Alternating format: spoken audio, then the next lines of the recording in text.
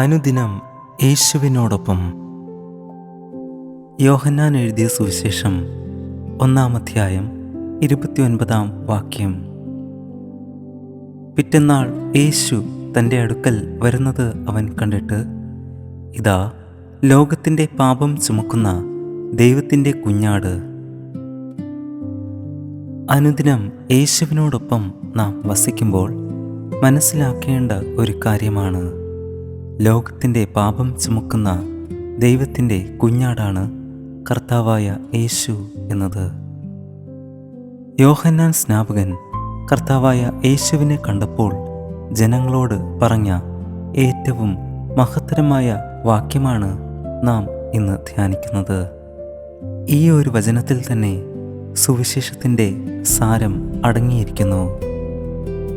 മനുഷ്യൻ്റെ ഏറ്റവും വലിയ പ്രശ്നമായ പാപവും പാപഭാരവും നീക്കുവാൻ ദൈവം തൻ്റെ പുത്രനായ ക്രിസ്തുവിനെ അയച്ചു.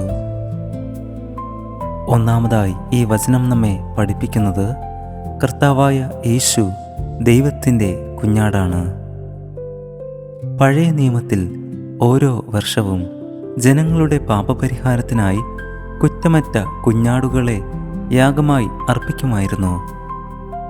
ആ കുഞ്ഞാടുകൾ യഥാർത്ഥ യാഗമായ യേശു ക്രിസ്തുവിൻ്റെ നിഴലായിരുന്നു. കർത്താവായ യേശു ഒരിക്കൽ എന്നേക്കുമായി സ്വയം യാഗമായി അർപ്പിച്ചു.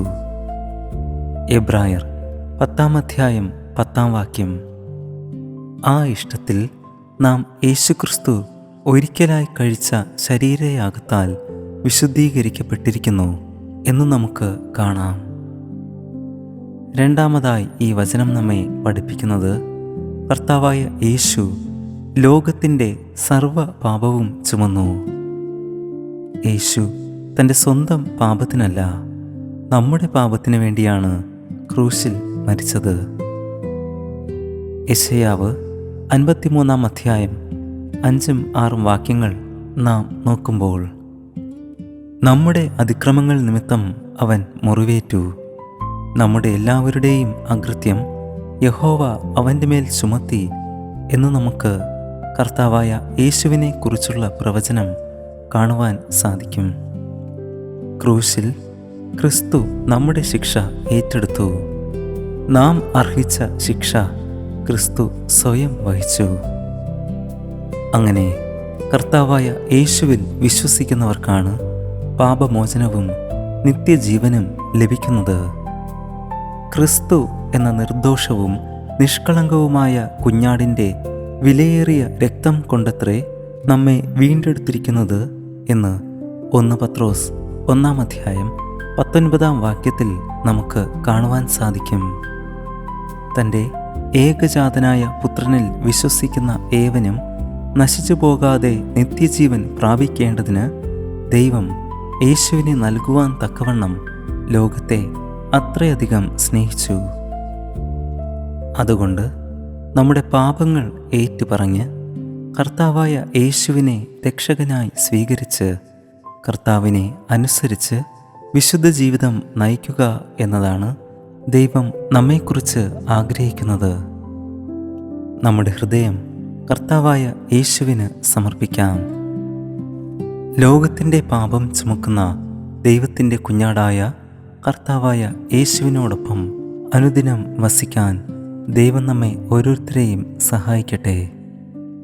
കർത്താവിൻ്റെ സ്നേഹവും കൃപയും സ്വീകരിച്ച് പാപത്തെ വിട്ട് ക്രിസ്തുവിനോട് കൂടെ പുതിയ ജീവിതം ആരംഭിക്കാം. നമുക്ക് പ്രാർത്ഥിക്കാം. കൃപയും സ്നേഹവും നിറഞ്ഞ സ്വർഗീയ പിതാവേ, ഈ പുതിയ ദിവസത്തിനായി ഞങ്ങൾ അങ്ങേക്ക് സ്തുതിയും സ്തോത്രവും അർപ്പിക്കുന്നു. ലോകത്തിൻ്റെ പാപം ചുമക്കാൻ കടന്നു വന്ന ദൈവത്തിൻ്റെ കുഞ്ഞാടായ ക്രിസ്തുവിനെ ഞങ്ങളുടെ കർത്താവും രക്ഷിതാവുമായി സ്വീകരിക്കുന്നു. ഞങ്ങളുടെ ജീവിതം അങ്ങയുടെ മഹത്വത്തിനായി ഉപയോഗിക്കണമേ. ഈ ദിവസം ഞങ്ങൾക്ക് അനുഗ്രഹിച്ച് നൽകണമേ. ഞങ്ങളെ തന്നെ താഴ്ത്തി സമ്പൂർണമായി സമർപ്പിക്കുന്നു. കർത്താവായ യേശുവിൻ്റെ നാമത്തിൽ യാചിക്കുമ്പോൾ പ്രാർത്ഥന കേൾക്കണം സ്വർഗീയ നല്ല പിതാവേ. ആമേൻ. God bless U.